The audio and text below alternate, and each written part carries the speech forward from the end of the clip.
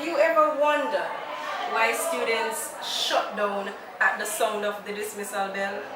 Or why students run towards a commotion and not away from it?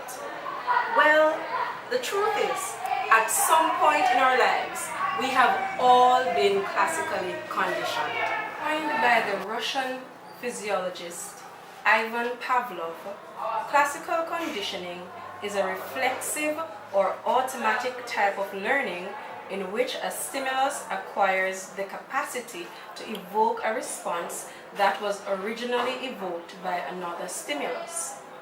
In essence, classical conditioning basically involves forming an association between two stimuli resulting in a learned response.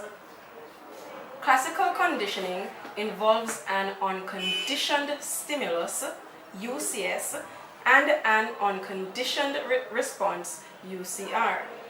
The unconditioned stimulus is one that naturally triggers a response. For example, when you smell food, you may immediately begin to feel hungry. The unconditioned response, on the other hand, is the unlearned response that occurs naturally in response to the unconditioned stimulus. The feeling of hunger when you smell food is an unconditioned response. In Pavlov's case, he observed that if meat or meat powder was placed near the mouth of a dog, it would salivate. The unconditioned stimulus is the meat because the meat provoked salivation, and this without prior training or conditioning. Salivation is the unconditioned response because it occurred automatically without the need for training or experience. Pavlov paired a neutral stimulus, a bell, with the unconditioned stimulus, the meat. After a period of time, the dog no longer needed to see the meat to salivate. The ringing of the bell alone caused it to salivate. Pavlov's experiments showed that if a previously neutral stimulus is paired with an unconditioned stimulus, the neutral stimulus becomes a conditioned stimulus and gains the power to prompt a response similar to that produced by the unconditioned stimulus. This process is referred to as classical conditioning. This process is referred to as classical conditioning.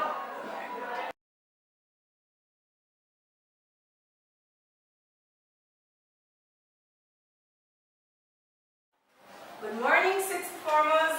Good morning, Miss. How are you all doing?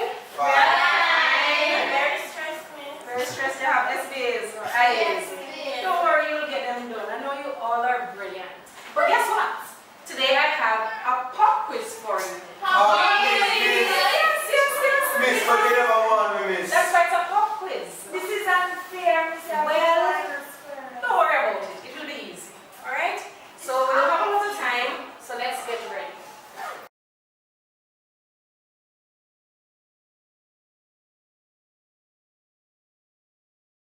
Hi everybody, how are you? Hi, Miss. How are you doing? Fine. You sound fine. How was the weekend? Pop. Good. Yes. Good? Okay. You went to a party? No, miss. Anniversary, miss. An anniversary celebration? Oh, that's lovely. Then I have been for 50 years now, miss. Man, that is good. That is good. Tell him I said congratulations. Alright, so today you have a pop quiz. Yes, you have a pop quiz. And you know we don't have a lot of time. The sessions are really short, so let's hurry. You have only 45 minutes.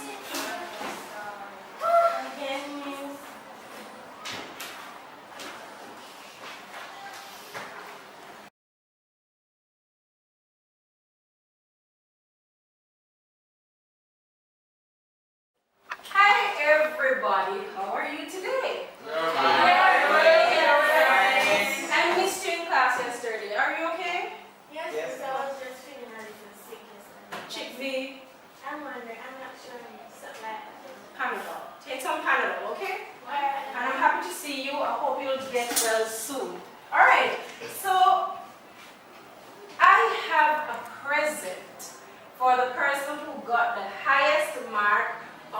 test last week. And that person is Sensina, and your present is a history book. Put your hands together for it. Now let's continue with our class. Today you have a pop quiz. You know that if you murmur, you're getting it the same way. So just come and do it. 1 hour, 1 hour. We have only 1 hour. Alright, all the best. I know you'll do well. You always do well on math. Alright?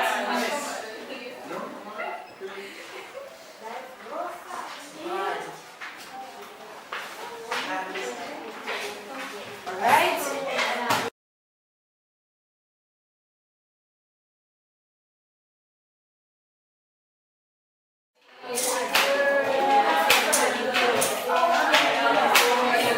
Alright, good morning everyone. Good morning. Welcome to another class. I'm so happy to see you. Let me see. Yes, you're all here. I'm always excited when I get to this class. Operant conditioning, on the other hand, developed by the American psychologist B.F. Skinner, does not involve an unconditioned stimulus. It involves applying reinforcement or punishment after a behavior, and it focuses on strengthening or weakening voluntary behaviors. For example, if an individual's behavior is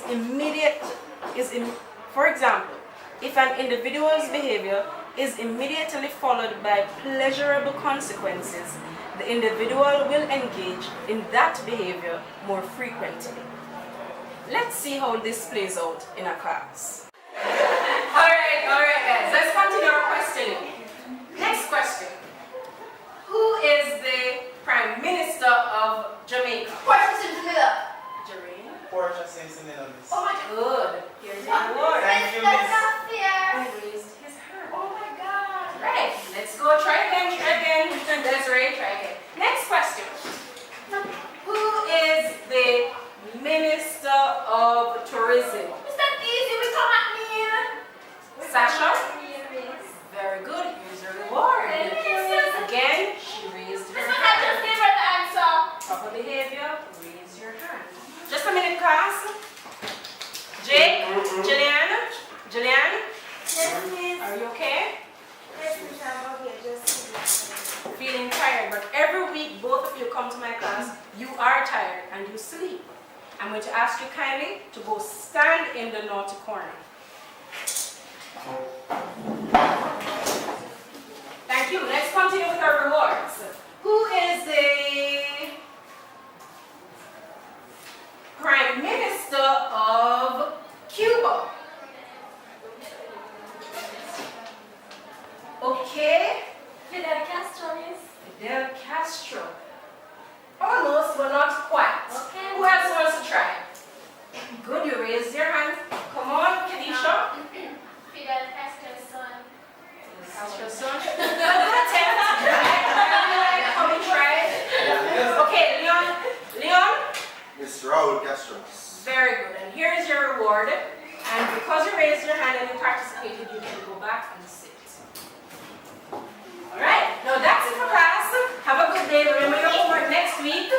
And take care. In our classrooms, homes, work environments, we engage in classical and operant conditioning all the time, whether intentionally or inadvertently. These are two ways we use to help people learn. We use them to associate particular behaviors with a certain neutral stimuli. We use them to reward good or expected behavior and punish bad behavior.